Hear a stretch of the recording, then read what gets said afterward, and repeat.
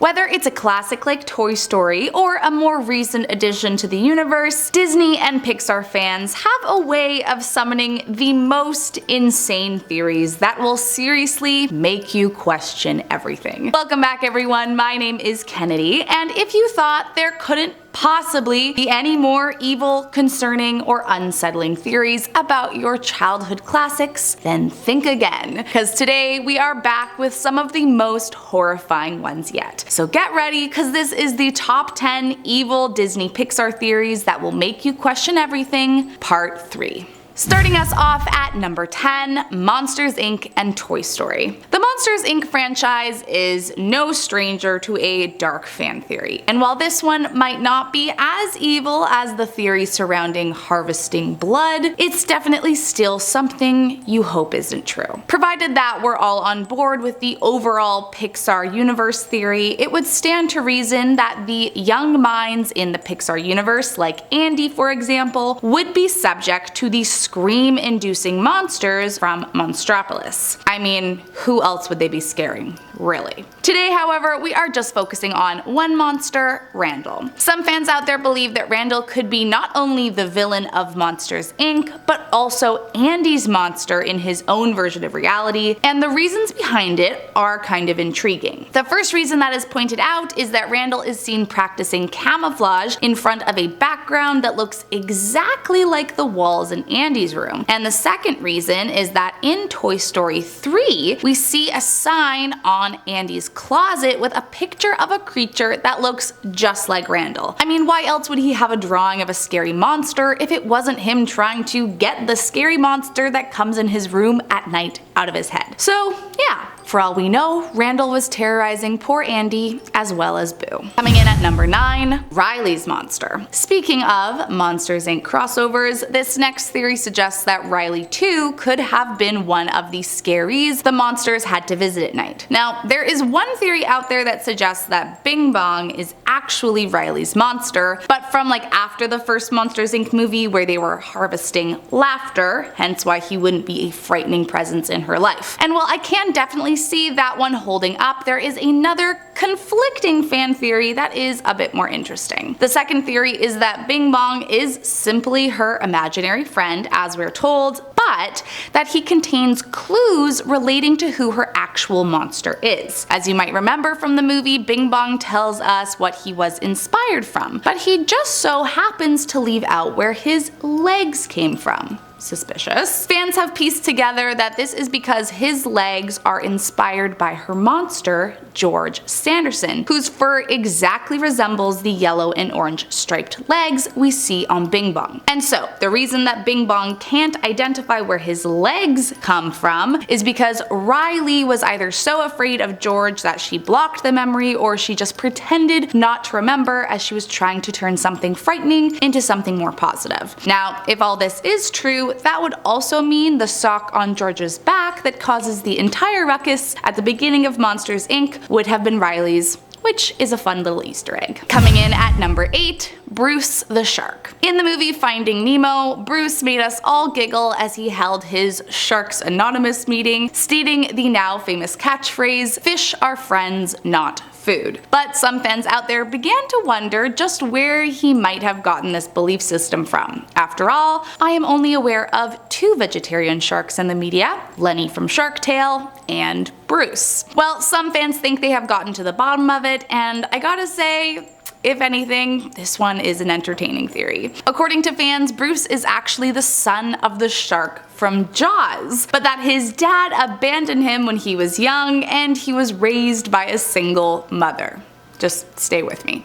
The theory then goes on to explain that his mother was likely wanting her child to be unlike his father, and so raised him to be as kind-hearted as she could. Now, as I already mentioned, in Finding Nemo, Bruce has his shark support group whose mantra goes against the killing machine narrative that is so often associated with sharks, and some fans theorize that Bruce is so afraid of becoming his dad that he formed this support group to make his mother proud and to try and hold himself accountable. I mean, this one is a bit far-fetched, I have to admit, but hey, you have to admit it would be wild if it turned out to be true. Next up at number 7, The Emperor's New Groove. So before anyone says it, I know The Emperor's New Groove is not a part of the Pixar canon, but this is a list about Disney Pixar theories, so I'm gonna lean a little heavy on the Disney side for this one. This theory starts off by noticing that when the fly screams out to Llama Cusco for help before being eaten by a spider, it's screaming out in English. Now, to most, this might have been a fairly insignificant bit of the movie, however, this fan theory suggests that it could actually be super grim. Essentially, they point out that the only animals that are able to speak in the movie are the ones who were originally human, i.e. Yzma the cat, and of course Cusco as the llama. So, if animals in this universe can only speak English if they were once human, it means the fly about to be eaten by a giant spider is a human trapped in a fly's body. The only hole I kinda wanna poke through this one is that the squirrel kind of talks. I mean, he speaks and squeaks, but Kronk does understand him, so I guess you could also propose that the squirrel was once a human too, and that he just has been a squirrel for so long he's forgotten how to speak? Because, I mean, he can definitely communicate and get a point across as well as any other character in the movie. I don't know, I'm just spitballing. I'm just glad there's no real life potions that could turn me into a fly and make me spider food. Next up at number 6, Wreck-It Ralph. This next one was posted to Reddit by the user It's Got to Make Sense, and it makes an already sad backstory into an even more chilling theory. So, as you might remember, in the movie Wreck-It Ralph, one of the characters, Calhoun from the Hero's Duty game, tells the tragic story about her husband being eaten by a cybug and that she had to kill said cybug at their wedding. I mean, already super not great. However, they explain that it gets even darker when you piece together the fact that during the movie we learn that cybugs morph into whatever they eat. Calhoun herself mentions this a few times, and we see it in action with Ralph's laser gun and then again with King Candy. So, that would in turn mean that when Calhoun's husband was eaten, the cybug would have quickly started morphing into the image of him, and that she would be forced to shoot at not only a creature that just ate her husband, but one that looked just like him too. And on her wedding day to boot. Talk about a rough day. Next up at number 5, Onward and Toy Story. Onward is one of the newer films that's been added to the canon, having only been released in 2020, but wouldn't you know it, some fans believe it could be connected to the one that started it all. The movie Onward centers around 2 teenage elf brothers, the younger Ian and the eldest Barley, whose father tragically passed away before Ian was born. On Ian's 16th birthday, the boy's mother gives her sons a magical toolkit that can bring their father back for one day. But of course, shenanigans unfold and the boys must set out on a journey in order to be able to complete the magic spell. Now, the fan theory surrounding this one is actually more sad than evil, but hey. So for this theory to work, you also have to remember there is a pretty big fan theory that suggests Andy from Toy Story's dad is also dead. And so essentially, some fans believe that Onward is not actually its own story, but that it is a story that is imagined in the head of Andy to help him cope with the loss of his father. Meaning that Andy is trying to imagine a world where he could live in a magical universe and bring his dad back to life. I mean, just break my heart already. Coming in at number 4, Pixar Endgame. As we are all well aware at this point, the biggest theory of them all is the Pixar universe theory, which, just like any other universe theory, imagines that all the movies exist in the same world and that their characters and plots overlap and intertwine. So, based on this umbrella theory, there is a fan theory surrounding the conclusion or end goal for the characters of this universe, and that is a complete human apocalypse followed by running the world and ruling over humans forever. Sounds just like the cheery stories you remember watching as a kid, right? Essentially, this theory suggests that it's actually all the talking toys, inanimate objects, and talking animals that send humans away on the Axiom ship because they were all fed up with being treated like second-class citizens and being used by their human owners. Then, once the humans return to Earth with the help of Wall-E, a pseudo-supervillain uprising begins, forcing the humans to work for the toys and be treated just as they were for all those years. Now, this one is dark, but maybe the worst part about it is that if it were true, that would mean that Wall-E would have to be in on the plot, meaning that he would actually be luring humanity back, not to help regrow it, but to imprison it under a new dictatorship of malevolent toys. Which, yeah, is definitely darker than how I remember it. Coming in at number 3, Monstropolis isn't real. Once again, we have yet another sinister theory to add to the Monsters, Inc. franchise, and this one involves my favorite character, Boo, but it's definitely not my favorite theory. The theory starts off by saying that when you watch Monsters, Inc., Boo seems to be having a blast with her new monster friends, Sully and Mike. But the bad part comes in when they ask, what if Monstropolis wasn't a real place at all? What if the monsters aren't real? And what if the story of Monsters, Inc. is merely a warped trauma memory created by Boo to cope with being kidnapped? You see already why I hate this theory.